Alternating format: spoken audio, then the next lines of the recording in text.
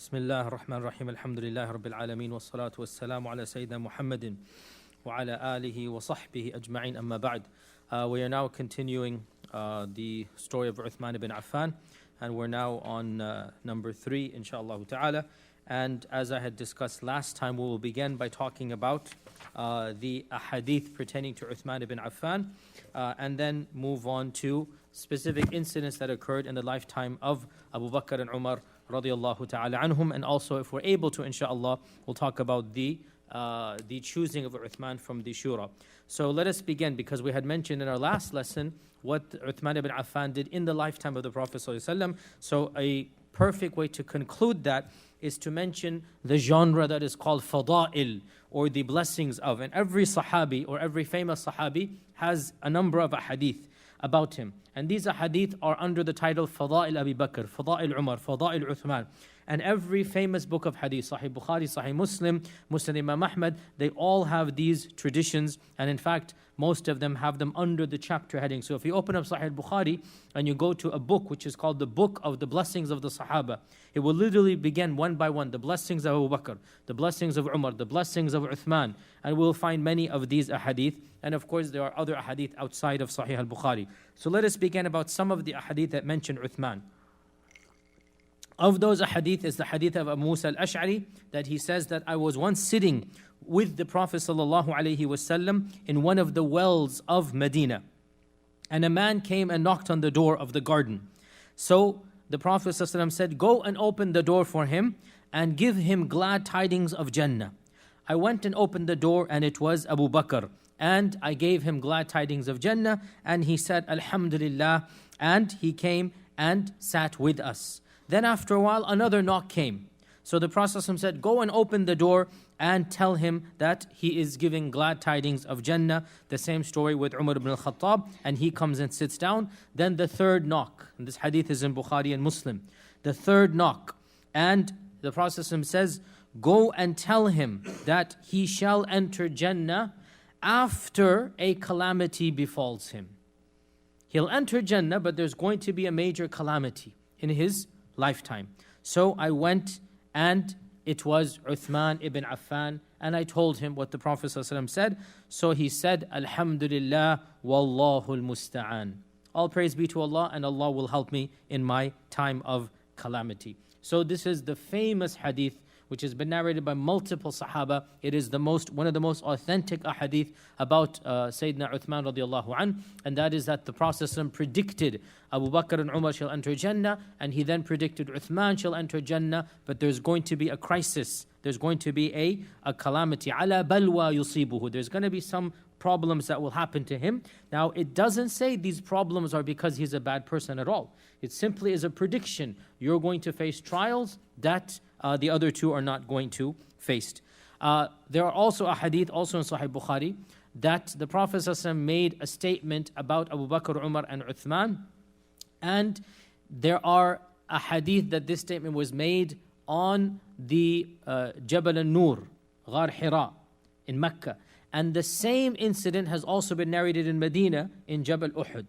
So either this happened twice, which seems to be the case, or perhaps one of the later narrators basically got confused and it was only one incident. But there are two narrations, both in Sahih Bukhari, Sahih Muslim, one of which mentions this happening on Jabal Nur, Ghar Hira, and the other one happening on Jabal Uhud. And it's the same concept, that the Prophet was walking with Abu Bakr and Umar and Uthman, and the mountain began to shake. As I said, in one version it says the mountain of Uhud, and the other version it says the mountain upon which is Hira, which is called Jabal Nur. And if it's Jabal Nur, that's Mecca, and if it's Uhud, it's Medina. And the mountain began to shake, and the Prophet ﷺ tapped the mountain and said, Uthbut Uhud. Okay, calm down, O Uhud. Okay, فَإِنَّمَا عَلَيْكَ نَبِيٌّ وَصَدِّيقٌ وَشَهِيدًا. For you have only one Nabi, one Siddiq, and two shaheeds on you right now. He is the Nabi, Abu Bakr is the Siddiq, and there are two shaheeds after. So, and a similar narration is also mentioned, as we said, about an incident in Mecca. And so these narrations also signify that the Prophet ﷺ predicted that Uthman would die a shaheed.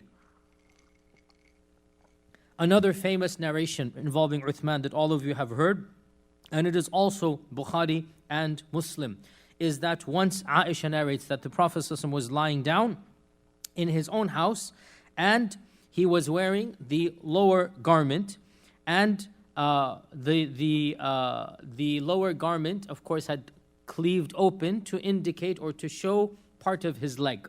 Okay, so he's lying down, he's wearing that lower garment, that is the ihram, that is the izar, that is very common in many Muslim cultures, and is his own house, and there's nothing awra anyway exposed. It's just, in one version, his shin, below the knee. In another version, the upper part of, or the lower part of his thigh.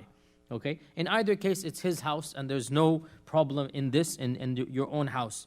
And Abu Bakr asks permission to come, and he allows him to come, and conversation ensues, and the process is as he is.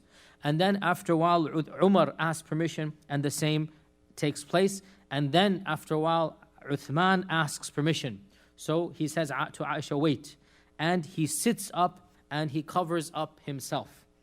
And he then calls Uthman in. Then when he leaves, Aisha says that, O Messenger of Allah, I didn't see you prepare yourself for Abu Bakr and Umar. Why did you do it for Uthman? Like, why this difference for Uthman? And so he said, Inna Uthman rajulun hayy. Uthman is a very shy man. Wa inni khashitu, and I was worried that if I let him come in and I'm lying down like this, that he would not speak to me and tell me his need of coming here. So there are people, they are so modest, so shy. Uthman would have been so flustered and embarrassed that he would not have been able to speak. And the Prophet ﷺ, out of mercy to him, out of compassion for him, decided to cover up the leg and then sit up. Because even in some cultures, now this is not in the Western culture, but in some cultures, when you are lying down, right, the elder or somebody who is of respect, you will sit up, because this is not considered to be appropriate. Now in Western culture, this is gone completely, but the Arabs and Pakistanis, Indians know what I'm talking about. That when you're lying down, for example, and a senior person comes, you don't remain lying down.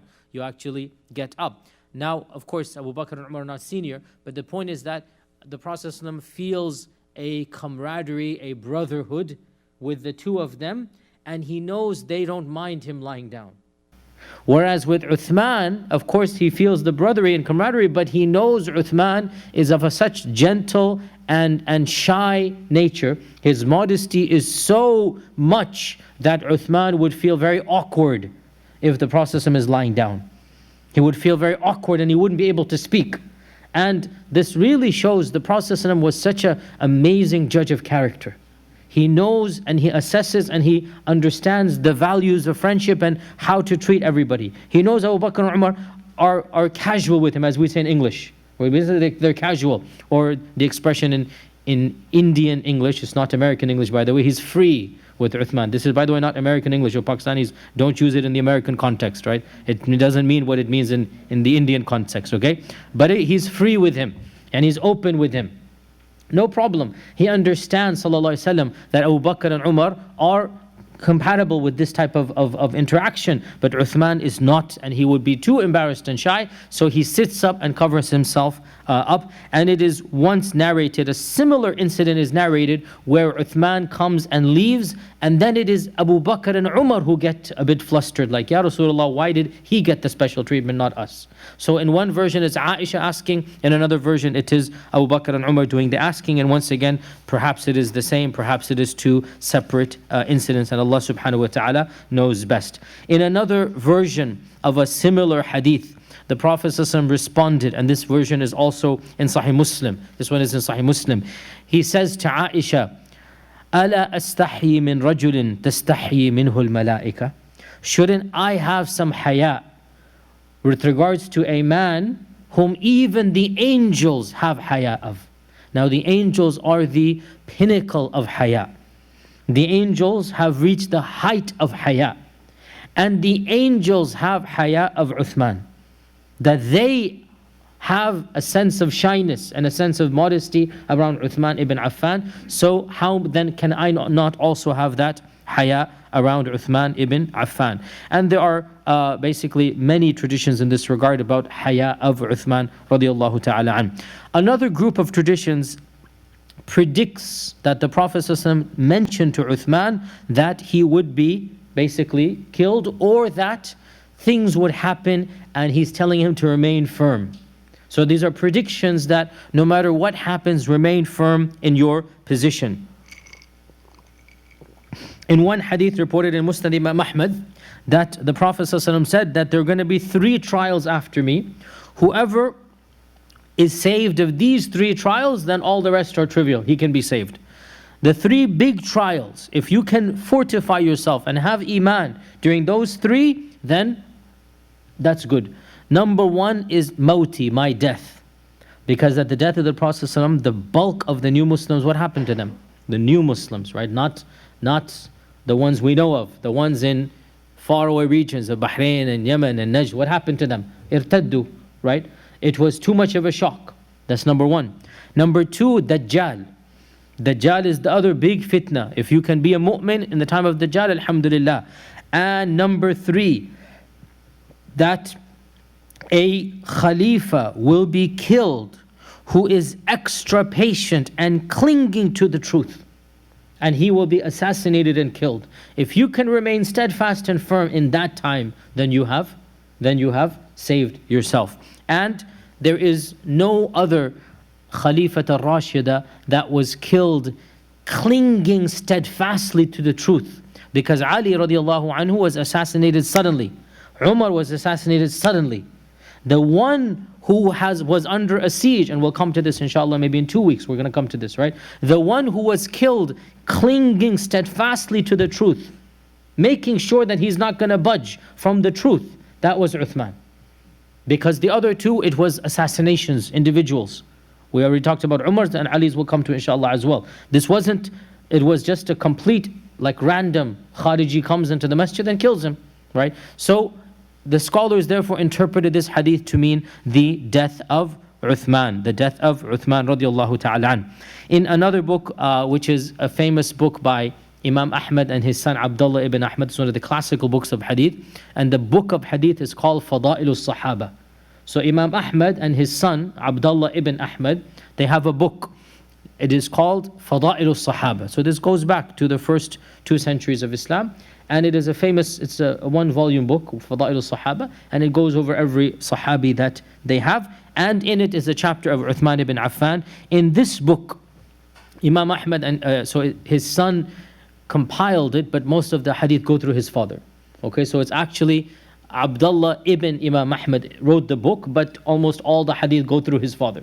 Okay, so he compiled the book Fada'il al-Sahaba. So in this book Fada'il al-Sahaba, it is mentioned through isnad to Ibn Umar that the Prophet ﷺ said to Ibn Umar that a man passed by, the both of them, Ibn Umar and the Prophet ﷺ, and he said that on one day this man will be killed, and he shall be the one who has been wronged by others. And Ibn Umar said, I looked up and I saw it was Uthman ibn Affan. He is the mazloom. One day he will be killed and he is the mazloom. So Ibn Umar was told this as a young boy. Ibn Umar was a young man in his 20s when the Prophet passed away. So Ibn Umar is told that a time will come when this man will be killed and he is the mazloom. So Zalimeen will kill this person. And in another version of a similar hadith, the Prophet ﷺ said that when he's predicting the future, and he's saying, and on that day, whenever something happens, this man will be upon true guidance. فَهَذَا يَوْمِذٍ عَلَى الْهُدَى, and pointed to Uthman ibn Affan. He pointed to Uthman ibn Affan, and therefore there are a number of traditions that mention that Uthman will be the mazloom, Uthman will be upon the rightly guided, if you like, methodology. And yet another hadith, and this is one of the most explicit hadith in this regard, and it is also narrated in Musnad Imam Ahmad and also in his son's book Fada'il al-Sahaba. The Prophet ﷺ spoke to Uthman one day and he patted him on the chest. And this was a way the Arabs would basically, like in our times, we might hold somebody on the side. Like would we do this in our culture, maybe hold him by the side. So in those days to hit on the chest was a brotherly love, that you're just patting him. And he said, Ya Uthman, and this is one of the most important traditions, and I want you to memorize it, and it is reported in multiple books, in At-Tabarani, in multiple books. It's a very, very profound hadith, and it is reported in multiple chains and multiple wordings, but the main wording is the one I will give you. O Uthman, Inna Allah Azza wa Jal asa an yulbisaka qamisa. Allah might give you a shirt. فإن أرادك المنافقون على أن تخلعه فلا تخلعه حتى تلقاني. If the hypocrites try to take the shirt off of you, do not allow them to do so until you meet me. Don't allow them to take the shirt off of you until you meet me. And in another hadith he said that in Allah yuqammisuka qamis. Allah will put a qamis onto you. And if people try to snatch that qamis away from you, do not give them that qamis until you meet me. Now, he's speaking obviously in cryptic language now, but this explains why the gentle, soft, shy Uthman refused to budge when they kept on demanding to give over the khilafah to somebody else at the end of his life. Because if he had done this, we're jumping the gun here, then those bandits would have been the victors, and they would have caused much more damage than even what occurred. The fact that they weren't successful and Ali radiallahu anhu became the khalifa actually destroyed their plans. And if Uthman radiallahu anhu had given up, because it was in his nature to not be so harsh, and this explains why he suffered for so many days and he refused to give in to their demands, because they were ludicrous demands and it would have caused more fitna. We're coming to those demands. We'll talk about it briefly, not as much in detail. We will talk about it. So the hadith is explicit and authentic and narrated in multiple versions. Allah will place on you a shirt. Uthman understood this to mean the shirt of khilafah. This is an honor. This is a cloak, a clothing that Allah has given to Uthman. When the Prophet said this, he doesn't know what he's talking about. Now that Uthman is the Khalifa, then the people are fighting Uthman. When the hypocrites come and they try to snatch your shirt off, they try to take your shirt away, do not give them your shirt until you meet me. Meaning until you die. And that explains the main reason why Uthman, despite his gentle nature, never ever wavered in remaining firm to this regard. He was a very soft person, and he was not the harshness of Umar or even the strength of Umar. And he attempted to plead with the people who killed him. He negotiated from his house, but he never gave up his right to khilafah. And Allah knows best, if these ahadith had not been said to him, his nature would have been, okay, whatever, just take, because that was his nature. But the Prophet ﷺ explicitly commanded him not to do that. So these are the main ahadith about Uthman ibn Affan radiallahu ta'ala an. And inshallah we'll now summarize what are the things narrated in the time of Abu Bakr and Umar, and then also his appointing at the end of Umar's time, inshallah ta'ala. And then next week, inshallah, we will do his khilafah the first 6 years. Because we all know, some of you who don't, I'll tell you, his khilafah was 12 years. The first 6 were glorious. The first 6 were amazing years. And then the last 6 were when the trials began. So, in the time of Abu Bakr radiallahu anh, he was one of the primary consultants, a part of what we call the inner circle, the inner cabinet. Now, realize that the Sahaba did not have official postings of, oh, these are the ministers and this is the shura. There's no official, it's just understood. There's an inner cabinet of people that are consulted. And Umar and Uthman were both a part of this inner cabinet to Abu Bakr as-Siddiq. And we have a number of incidents in the book of history which I decided not to go over because frankly it's a little bit too advanced and somewhat meticulous and boring. This fiscal issue, this governor, this administrator, this, I mean, it's not that relevant to us right now. But the point is that throughout Abu Bakr's career, Uthman is giving him advice directly about matters of the state. And perhaps one of the most significant incidents that takes place in the Khilafah of Abu Bakr is one that many of us have heard, but this is now the actual version, straight from the books of history, the more detailed version, that in the time of Abu Bakr as-Siddiq, there was a severe drought. And Uthman radiallahu anh, because he was a merchant, so before the drought had begun, he had ordered a supply of grain and caravan from Syria, not knowing there would be a drought, because you order these things and then 4 months go by before the merchandise arrives. So he was buying and selling, and we already mentioned Uthman was a very successful merchant in the days of Jahiliyyah and in the days of Islam. And he had ordered grain and other merchandise, food primarily from Syria, and it arrived at the time of the drought, when people were dying. And when the grain and the food comes in, so the city sellers, the shop owners come to the house of Uthman when the merchants when the caravan arrives from Syria. So they all come to the house of Uthman because they want to purchase this and sell it to the people.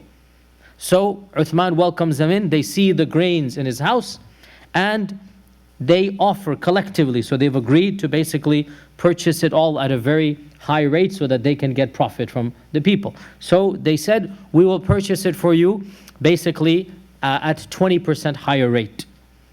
And Uthman said, somebody has offered me more than the 20% going rate. Whatever is the going rate, 20% more. So 1.2, because the way they did this, by the way, they didn't say 20%. They would say, for every 10, we'll give you 12. Okay, that's the way they would phrase it back then, okay? So Uthman said, but somebody has given me more than this. So they went up, okay, 30%, 40%. We'll pay you 50% above the price. Whatever is typically worth, we'll pay you 1.5 times that. And Uthman said, but I have somebody who's promised me more. So they looked to each other because they had made an agreement that they're going to purchase and then equally share the profit.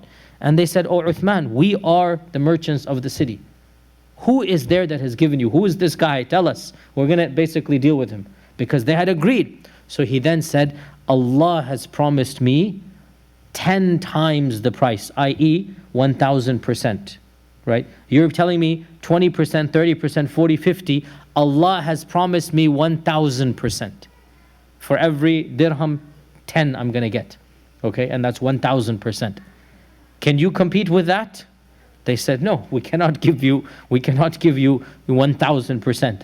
So he said, so I call all of you to testify that all of this food is for the fuqara of Medina for free. No money.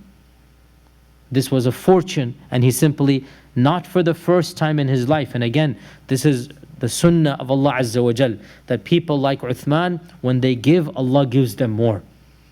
When they give such generosity, it's not the first time he's given.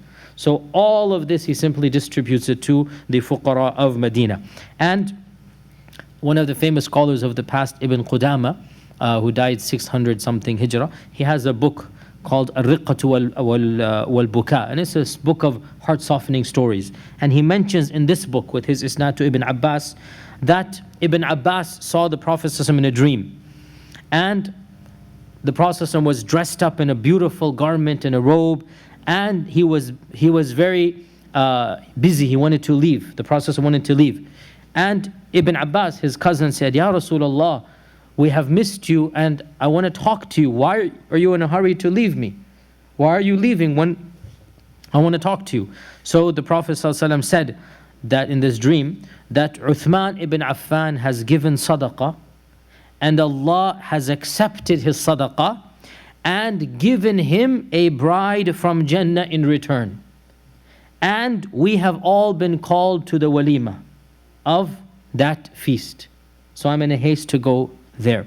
Now, this is not a hadith. This is a dream narrated, and we have a methodology when it comes to dream, that these types of dreams, there is no harm in narrating them, but we don't base our sharia or theology on them, right? We know that Uthman ibn Affan is a person of Jannah, and this is one of the classical books of our heritage, and it has this story in it about Uthman ibn Affan, and there's no haraj narrating it, and Allah Azza wa Jal knows best, and we don't base any aqidah or theology, but we do know that Uthman is a person of Jannah, and that Allah Azza wa Jal has accepted his charity. So this is the main incidence in the time of Abu Bakr as-Siddiq. When Abu Bakr was on his deathbed, as you all know, he calls Uthman ibn Affan, and he asks Uthman, who should I appoint? And Uthman says, appoint Umar. Appoint Umar to be the khalifa. So Abu Bakr asks Uthman, who should I appoint to be the khalifa? Uthman says, appoint Abu Bakr, for he is the best and there is no one but Umar. For he is the best and no one is better than him. Abu Bakr said his famous phrase, you have spoken the truth, O Uthman.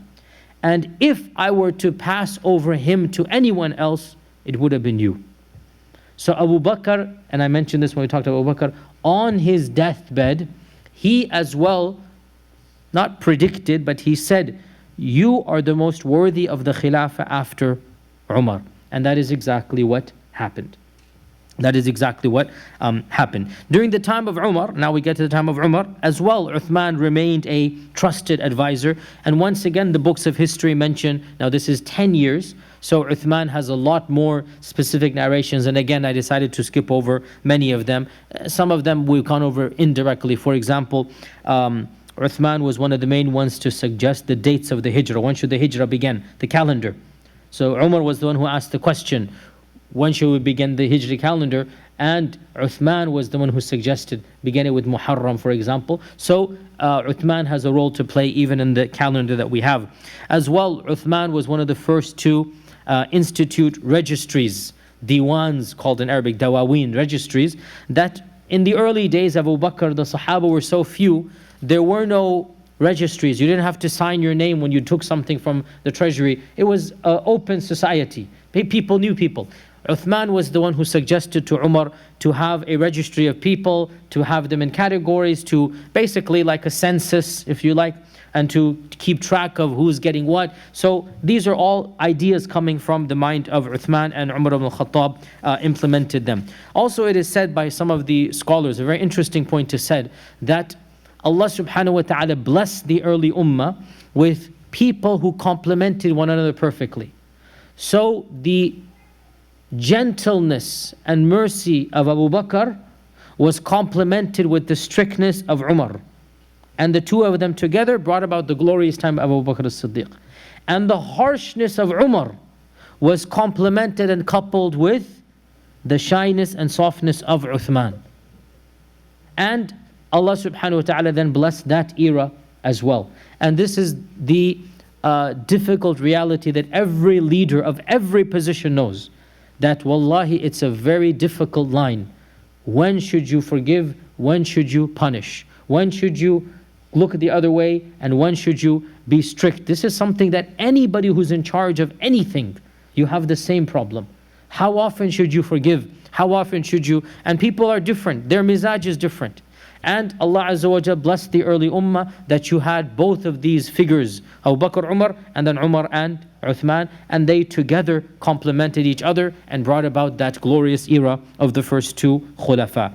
It is also narrated of the accomplishments of Uthman as well, or of his responsibilities, that during the last year of the Khilafah of Umar ibn al-Khattab, during the last year of the Khilafah of Umar ibn al-Khattab, he allowed the Ummahat al-Mu'mineen to perform Hajj. Now realize the Ummahat al-Mu'mineen had special laws upon them. They had different laws. And of those laws was what? They cannot, oh, okay, that's one law, that's true, they cannot remarry. Okay, that's definitely one law, they cannot remarry. Another law, they cannot be seen in public, even in what we now call regular hijab or scarf. That they have to have an extra layer of protection. Now, I've spoken about this in my other classes, and this causes some confusion. The Quranic term for this extra layer is hijab. Okay? وَإِذَا سَأَلْتُمُوهُنَّ مَتَاعًا فَاسْأَلُوهُنَّ مِنْ وَرَاءِ حِجَابٍ. And that is why when the Sahaba would visit the house of Aisha, there would be a physical curtain. And that curtain was called the hijab. And when she went outside, there was a tent around her. When she went to the camel, there would be a tent. You couldn't see even her body. There would be a complete covering around her. That was the extra layer of hijab. And Allah subhanahu wa ta'ala mentions this hijab for the wives of the Prophet. he mentions the khimar and the jilbab for regular Muslim ladies. Okay? وَلْيَضْرِبْنَ بِخُمُرِهِنَّ عَلَى جُيُوبِهِنَّ يَا أَيُّهَا النَّبِيُّ قُلْ لِأَزْوَاجِكَ وَبَنَاتِكَ وَنِسَاءِ الْمُؤْمِنِينَ يُدْنِينَ عَلَيْهِنَّ مِنْ جَلَابِيبِهِنَّ. So, khimar and jilbab are the terms that are used for other ladies. And the Arabic word khimar means that which covers the head. And the Arabic word jilbab means a loose covering, something that is covering the body. So, ladies in the Quran are commanded to cover their head and their bodies. Khimar and jilbab. Okay? And the wives of the Prophet ﷺ are commanded to cover their entire personas, their entire bodies by a special layer that is called hijab. Now, what has happened is that we have taken the term hijab and applied it to the khimar and the jilbab.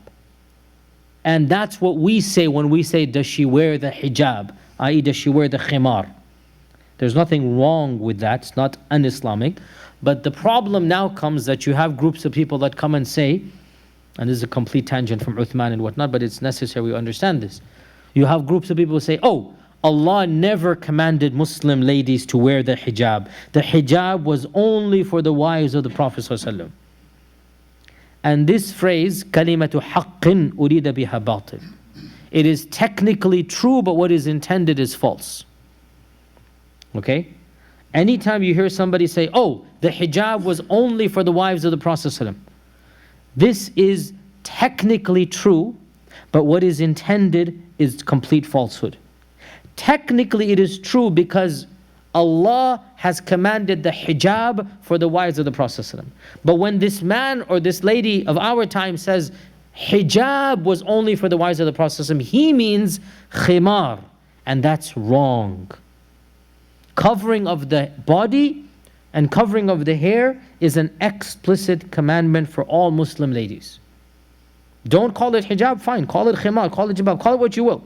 But the concept is clearly Quranic and Islamic. But what we have now is this notion that, oh, the covering of the hair is a Persian custom or a non-Muslim custom imported into Islam. The Quran doesn't command it. The hijab is only for the wives of the Prophet ﷺ. And all of this is simply a type of revisionism, a type of changing of history in the Quran that a simple reading of the Quran and Sunnah will contradict. So, going back to our story, the wives of the Prophet ﷺ remained at home. And they got a stipend and they were taking care of the needs, but by and large they remained at home. And they wanted to go for Hajj. So Umar ibn Khattab, in the last year of his life, he didn't know it would be the last year of his life, but in the 23rd year of the Hijrah, which happened to be the last year of his life, he gave the permission that, okay, all of you can come and we'll make special arrangements for you. Because this is now a logistical, extra, that you have to have a special part of the caravan and everybody has to be careful. So this area and this caravan of the wives of the Prophet ﷺ, Uthman was placed in charge of it. And that's a very sensitive position, a great honor that these are our mothers, and Uthman and also Abdurrahman ibn Auf, these two were placed in charge of taking care of the wives of the Prophet ﷺ. And there are other things mentioned in the Khilafah of Umar. As I said, I skipped over them because it's too technical. I mean, what he said to Umar, what are the taxation laws? There's a number of things that he said. What are the financial, the fiscal? I mean, I'm sure you would get bored, and I just decided to skip over them. Point is, he was one of the inner cabinets in the time of Umar ibn Khattab. Okay, now let's get to the somewhat controversial story. It's not controversial for us, but it is controversial for other groups, of the appointment of Uthman. Okay, how Uthman was appointed, for us it's an open shut, it's clear history, no problem whatsoever. But as you know, this is where the tensions become really pretty nasty. And there's an alternative version of history that non-Sunni groups have. And we will not mention their narrative today at all. You should just be aware they have a totally different narrative. They have different books of history. So our books of history are very clear. There's no controversy, very straightforward, and this is what common sense as well would dictate, as I will explain. Their version of events has some conspiracy theories and some trickery and deceit and whatnot, and that's their version of events. From our side, it is well known, and we mentioned this, that Umar ibn Khattab appointed the 6 people when he was stabbed, and he said that you will have 3 days to decide amongst yourselves who will be the khalifa. You have 3 days, and then after that, whoever you decide, he will be your khalifa. Anyone who then disagrees, he is the rebel, fight him and kill him. Okay? Once agreement is done, that will be the khilafah. And he said, Suhaib al-Rumi will lead the salah for those 3 days. Why? Because he wanted to appoint somebody neutral. It wouldn't make sense to appoint one of the 6 to lead the prayer, because that would be preference to one of the 6. Okay? So he appointed Suhaib al-Rumi to lead the salah. By the way, I find this interesting. I find we should all have an affinity with Suhaib al-Rumi, because he was raised in the Byzantine Empire, so he spoke fluent Latin. So he's leading the salah and he speaks the mother language of English, because English is coming from Latin. Okay? He speaks fluent Latin because he's raised in Rome. He's raised in the Byzantine Empire. By the way, ethnically he was Arab. Ethnically. That's why he came back. But he went as a very young lad. We'll get to his story when we get to Suhaib al-Rumi. Why did he end up there and whatnot? He went as a young child and he grew up in the Byzantine land. So he is speaking Roman, Latin basically, like a native. And of course he's Arab ethnically, so he speaks Arabic as well. And now he is leading the salah, so he's fluent Arabic and tajweed, and he speaks the mother language of English as well. So the one Sahabi, he's the only Sahabi that we know of that could speak fluent Latin. So Suhaib al-Rumi is leading the salah for 3 days, and the 6 gather together, and this is now on a Sunday morning of the death of Umar ibn Khattab. He passes away on a Sunday. So on the morning of Sunday, the 6 of them gather together. And Abdurrahman ibn Auf says, let 3 of you, there's 6, let 3 of you withdraw and nominate one person in his stead. Let's cut it in half. Okay, this is how we're going to begin. Each one, whoever wants to, voluntary. Let each one of you, who is of this 3, choose one person that you will nominate, and then you get out of the race. Okay? So who wants to do that? So, Zubayr ibn al-Awwam nominated Ali ibn Abi Talib. And Zubayr and Ali are second cousins, as we'll get to, okay? Zubayr nominated Ali. He goes, I'd rather Ali to be the one in charge. I don't have any desire to be the khalifa, and Ali will be my nominee, okay? Talha gave his right to Uthman ibn Affan. And Talha and Uthman are also close relatives. And Sa'd ibn Abi Waqqas gave it to Abdurrahman, the one who's saying let's divide it into 3.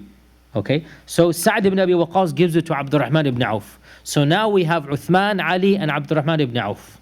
Clear? 3 of them have voluntarily withdrawn, and they said, my vote goes to him. So automatically, there are 3 votes.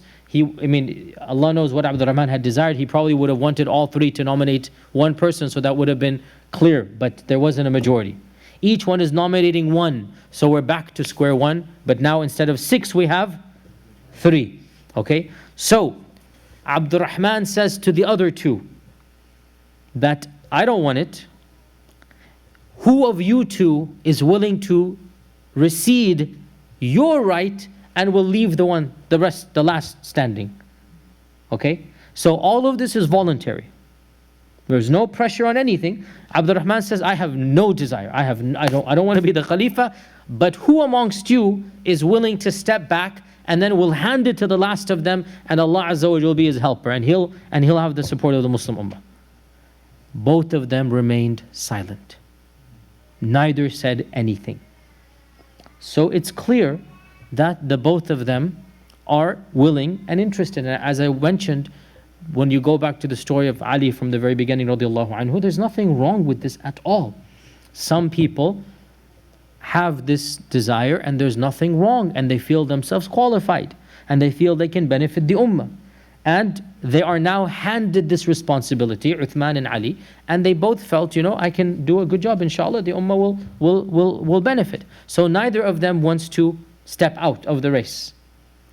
So Abdurrahman, when he sees that neither of them is stepping out, says, okay, do you both agree then to make me the arbiter between the two of you? So if you're not going to, how else are we going to do this now, basically, right?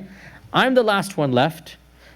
I'm going to step back, but both of you have to agree that you will then listen to my choice. And I promise you by Allah that I will do my utmost to choose the one who is the better qualified amongst you. So he is basically saying, I promise to be neutral and fair, and I will do my sincere best to choose the right candidate. Okay, so the both of them agreed. And subhanAllah, this shows us the cordial nature of the Sahaba. This shows us the purity of their politics. And just compare this to not just our country and the dirty politics going on now, any country, any political scenario. The smear campaigns, the slanders, the innuendos, the advertisements that are meant to denigrate the other, the mockery, right?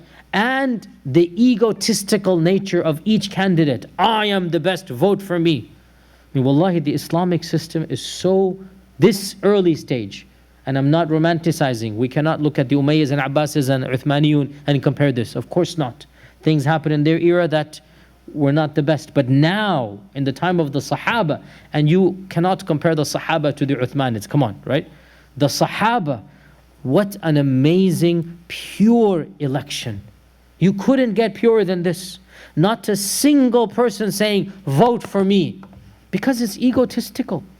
Not a single candidate saying, oh, that person, he has this track record and that track record and he did nothing. Absolutely nothing. This is Islamic politics at its best. And that's why they're called the Khalifa al-Rashidun. Not one word against the other, not one word in support of yourself. That's the ideal. So Abdurrahman ibn Auf says, I promise to do everything I can to choose which of you two is the better one, but you both have to agree to my arbitration. And of course they agreed. And this takes place on a Sunday morning. So subhanAllah, within an hour, from 6 candidates, they're down to 2. This is Islamic politics, huh? Not like the primaries here when we're still wondering who's going to come and we're making dua to Allah that that guy doesn't come. It's like, subhanAllah, you know, in this, this tense thing, where nothing at all. Nothing. Within an hour, from 6 to 2, and the both of them are agreeing that the other is qualified to basically take over. So, Abdurrahman then, this is Sunday morning, and the deadline is 3 days. He spent the next 72 hours. It is said he barely got any sleep, thinking and going house to house and asking all of the Sahaba and even the delegations and the Umara that had come in those 3 days when they heard of the death of Umar radiallahu anh. And he even, it is said, asked the ladies behind the curtain, like they had this notion of young ladies would behind the curtain. He would literally go and get their mashwara, which of these two is better, so that he gets a type of understanding of the people of Medina. Who do they think is more qualified to be the khalifa? And he also visited Uthman and Ali privately. And he asked Uthman that, look, if you are not chosen, who do you think is the most qualified out of all of the 6 of us? And Uthman said, Ali. He's going back to the 6. Uthman said, Ali, if it's not me, Ali is definitely the most qualified. And he asked the same question of Ali radiallahu anh. Suppose you are out and the 6 of us are back, or the 5 of us. Who do you think is the most qualified? And he said as well, Uthman. Now this is our version, and this is wallahi the logical and the one that appeals most and the one that makes the most sense when you look at how they interacted with one another. And here's where, I mean, I am not sugarcoating it. The fact of the matter is clearly each of these two is interested and they think they can do a better job than the other one. But there's no negative in their hearts about the other. And there's not a feeling of, oh, if I don't get in, then the world is lost. No, they understand. If I don't make it, the next best person is the other candidate. So even Ali and Uthman radiallahu anhum, they both assumed that the other person is going to do an amazing job. No problems at all. And out of the rest of the shura, they both are nominating each other if it's not going to be them.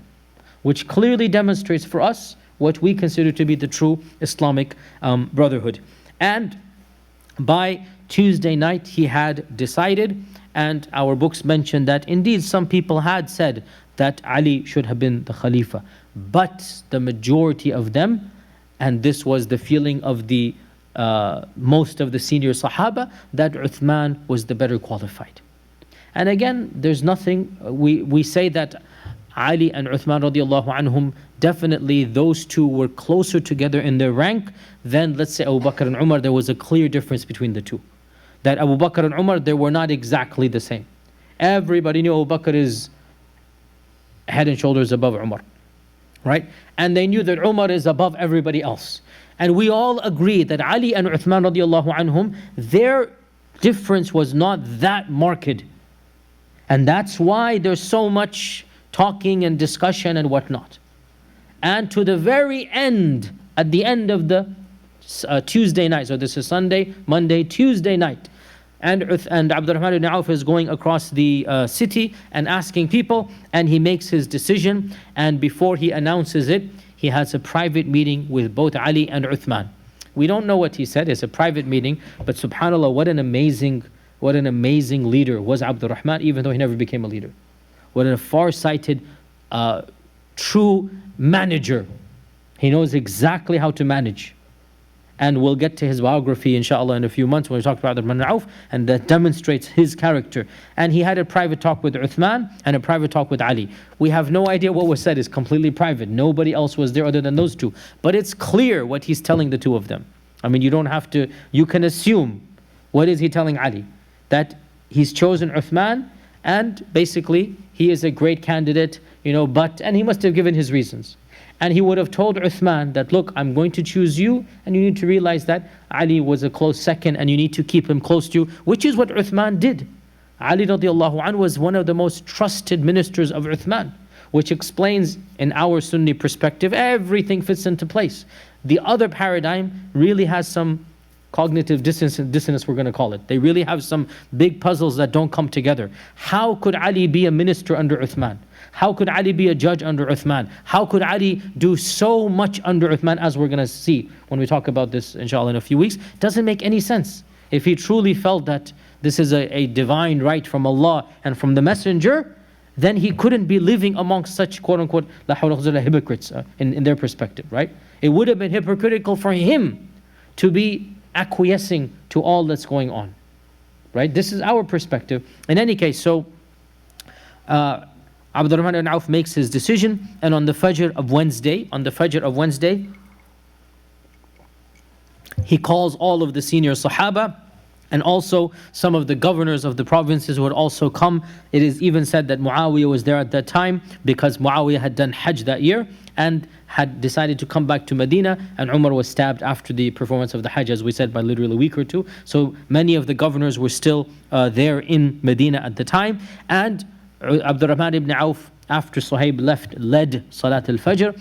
Abdurrahman then climbed the mimbar, and he was wearing the turban of the Prophet ﷺ as a token of, look, I am now bestowing the decision I made. So he then gave a khutbah, praised Allah subhanahu wa ta'ala, and then basically addressed Ali directly in front of all of the people. And he said, "O Ali, radiallahu anh, I thought carefully about this matter, and I asked the believers, and I realized that all of them will agree for Uthman, so do not have anything in your heart against this decision." So publicly he is calling Ali ibn Abi Talib to a high standard, and Ali lived up to that standard. Throughout the entire time of Uthman ibn Affan, he lived up to that standard. No grudge, never once any statement, why you, not me, nothing. And in fact, as we will come to, Ali radiallahu anhu himself and his two sons literally defended Uthman to the very end. And it was only when they went to take a break and rest did the riffraff and ruffians attack. Ali radiallahu anh sent Hassan and Hussein armored and with weapons to guard Uthman. How can anybody claim that Ali had any grudge against Uthman? Again, from our perspective, this whole narrative, really, I don't want to be too harsh, but it is nonsensical from our perspective. True, Ali felt he could be a better khalifa. So what? Nothing wrong with that. He didn't have a grudge against Uthman. That's the key point. He didn't have any hiqd, any hasad at all. And he was a loyal minister, a loyal Muslim to the khilafah of Uthman. And we'll talk about this inshallah at its time. And I'm not going to go over the other side. Just you should know that the other side has an entirely different version of events that you will not find basically in our sources, that it was a conspiracy from the beginning.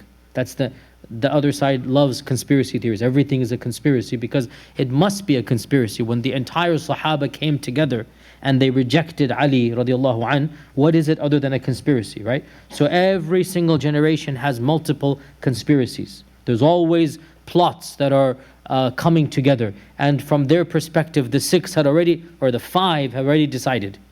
They'd already made up their minds that they're going to cut Ali off. And apparently from their perspective, Ali radiallahu anhu said that this is a trickery and deceit.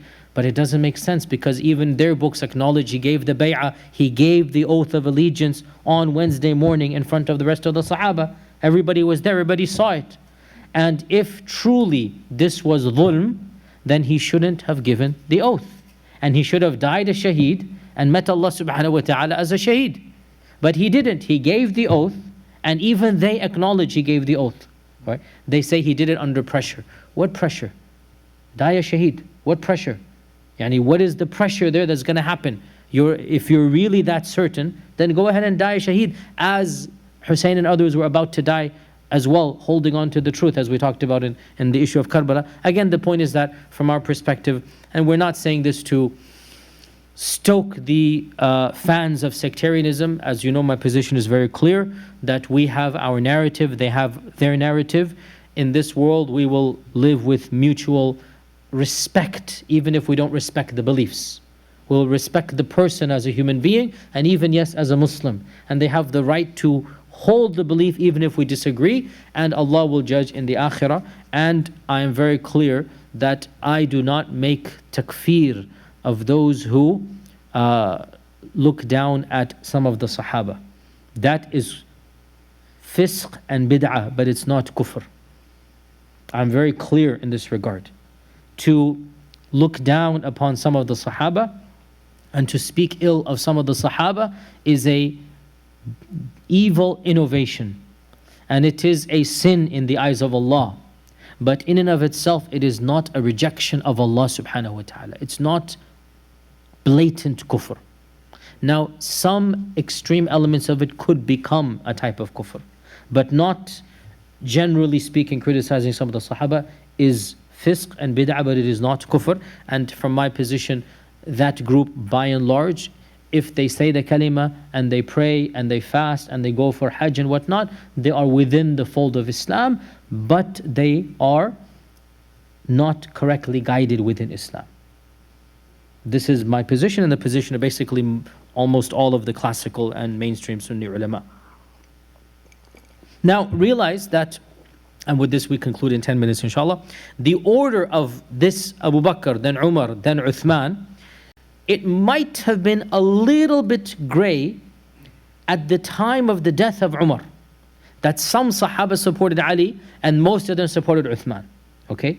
But with the choosing of Uthman radiallahu anh, unanimous consensus was reached, even with Ali radiallahu anh. He gave the bay'ah. Even Ali radiallahu anh gave the bay'ah to Uthman. So it is now a matter of theology for us to consider the khilafah of Uthman to be a valid khilafah. It's not just a history. For us as Sunni Muslims, this is aqeedah and theology. And anybody who disputes this is not mainstream Sunni Muslim. And there are many, many narrations that prove this point. In fact, there's a famous hadith in Sahih Bukhari that Ibn Umar radiallahu anhu said that during the lifetime of the Prophet sallallahu alaihi wasallam, we would not consider anyone to be equal to Abu Bakr. And then after him Umar, and then after him Uthman. So he even mentions Uthman. And after that we would be quiet and not mention anybody. Now realize, when he is saying this, Ali is still in his 20s radiallahu anhu. Ibn Umar is speaking and Ali is just a few years older than him. Okay, so in the lifetime of the Prophet ﷺ, it was clear Abu Bakr, Umar, Uthman. When Umar passes away, Ali is now much older, and so there's a little bit more of a gray area. And some people did say that Ali was more qualified than Uthman radiallahu anh. And Shaykh Qadhi, who is one of the most famous tabi'un, the students of the Sahaba, he said, when the Prophet ﷺ died, the Muslims chose Abu Bakr. And if they knew anyone who would have been better than Abu Bakr, they would have chosen him. And when Abu Bakr died, he chose Umar. And if he knew anybody better than Umar, he would have chosen him. When Umar died, he chose the 6. And those 6 agreed on Uthman. And if they knew anyone who would have been better than Uthman, and they didn't choose him, then they have all betrayed us and are treacherous. Meaning, who can accuse them of this? Now, he is speaking in an era, already the fitna has begun. Already in the time of the early Umayyads, people are speaking against Uthman radiallahu anh. In Kufa, the people who killed Uthman, their followers remained. And they're already speaking ill of Uthman radiallahu anh. The talk has begun. From a very early time, the talk has begun. And on the other side, it is true to say there were people speaking ill of Ali radiallahu anh. So this fitna, unfortunately, we're going to have to come to it sometime, but we're going to gloss over it as we said. It really dates back to the early Umayyad time. So Shuraih is speaking at a time when people are already talking like this. He says, look, if you're going to say that Uthman was not the best khalifa, you are accusing all of the Sahaba, and especially the 6, of being treacherous. And who amongst you will be willing to do that? And Ibn Sa'd mentions in his famous Tabaqat, Ibn Sa'd mentions that when the news came to Kufa of the election of Uthman, Ibn Mas'ud was the leader of Kufa at the time, and Ibn Mas'ud was the one who made the announcement to the people of Kufa. Ibn Mas'ud, the famous Sahabi, is giving the announcement to the people of Kufa, and it is the people of Kufa who will eventually come as well to be of those who are surrounding the house of Uthman. And he, Ibn Mas'ud, said that the Sahaba have chosen the best amongst us, Uthman, and they have exerted their best effort to find our Khalifa. So Ibn Mas'ud acknowledges that Uthman is the best person, and therefore anybody who considers the Khilafah of Uthman to be invalid is theologically not a Sunni Muslim, and has left the fold of Sunni Islam. It is a point of theology. However, there's another point, and it's a little bit advanced, and sometimes I don't like mentioning these issues. At the same time, because we're in an era where there's so much information, it's probably helpful and it's healthy that I mention rather than you hear it from other sides. There were some scholars in our Sunni tradition, and I'm not going to mention names for this class, but some of you, all of you know some of their names. Some of these are very famous, who held a position that is not found anymore in any mainstream group. And that position was that Ali would have been the better choice over Uthman, radiallahu anhum, but Uthman's choice was valid, and he was a valid Khalifa. But Ali was better than Uthman in terms of daraja, and Ali would have been a better Khalifa, and it would have been better if the Sahaba chose Ali. But they chose Uthman, and that's fine, and life goes on. Okay? This position has been explicitly found in many ulama of the tabi'un and taba tabi'un and atba' tabi'un, like the 3rd generation, amongst Sunni Muslims. And the line between Sunni and Shia is actually not that clear cut. It's actually a spectrum. And the ending of Sunnism is the beginning of Shi'ism. And there is somewhat of a gray area in the middle. So you have this group, which is the group that says Ali, so it should be Abu Bakr, Umar, Ali and Uthman in terms of what? In terms of? No, not Khilafah. Ranking, daraja. And the Khilafah of Uthman is valid, but Ali's would have been more appropriate, right? This is a trend that is found in some Sunni scholars. And you then have more than this, that the Khilafah of Uthman is invalid and Ali should have been the Khalifa.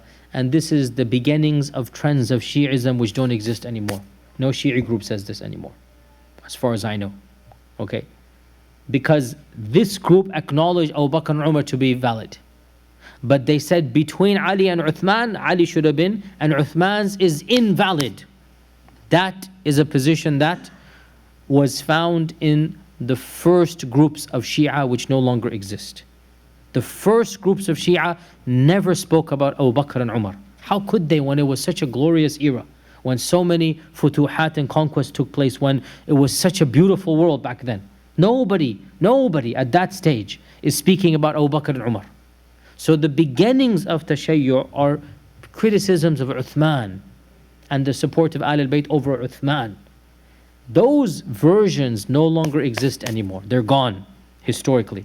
And eventually, these versions gave rise to later ones which then now impugn Abu Bakr and Umar as well, radiallahu anhum. And we said the only group that doesn't do this in an extremely harsh manner are the Zaydis of Yemen. They're the only group that consider Abu Bakr and Umar and Uthman to be legitimate but not the best. And they say Ali would have been better for all three. And Ali was the best, but the other three are jaiz, permissible. And they're not as ranking. And so that is the one group that, as I said, the Sunnis consider Shi'i, the Shi'is consider Sunni. These are the Zaydis of Yemen. They're also called the Fivers of Yemen because they believe the Zayd is their fifth Imam, and then they go from there. The point being, from our perspective,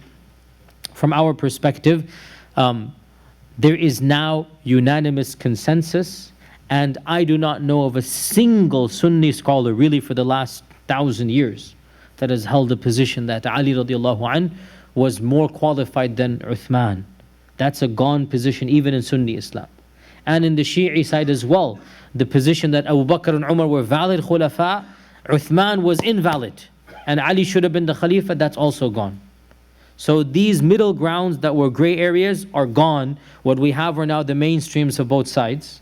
And there is a huge divide between those mainstreams and how they understand these times. Inshallah ta'ala, next Wednesday, I will discuss the first 6 years of the Caliphate of Uthman and the amazing conquests that took place, which were a continuation of the era of Umar ibn Khattab and the conquests of parts of what are now the Russian states and of Africa and further inland in Syria, and the first naval expedition and the conquest of Cyprus. An amazing conquest. Muslims ruled Cyprus for hundreds and hundreds of years. And it was in the time of Uthman Ibn Affan that the Sahaba landed in Cyprus next to the island of Greece. Imagine the symbolism here, right? So all of this inshallah took place in the era of Uthman Ibn Affan, and we'll summarize that inshallah next Wednesday. And with that inshallah we conclude for today, and I will see you next Wednesday inshallah. Jazakumullah khair.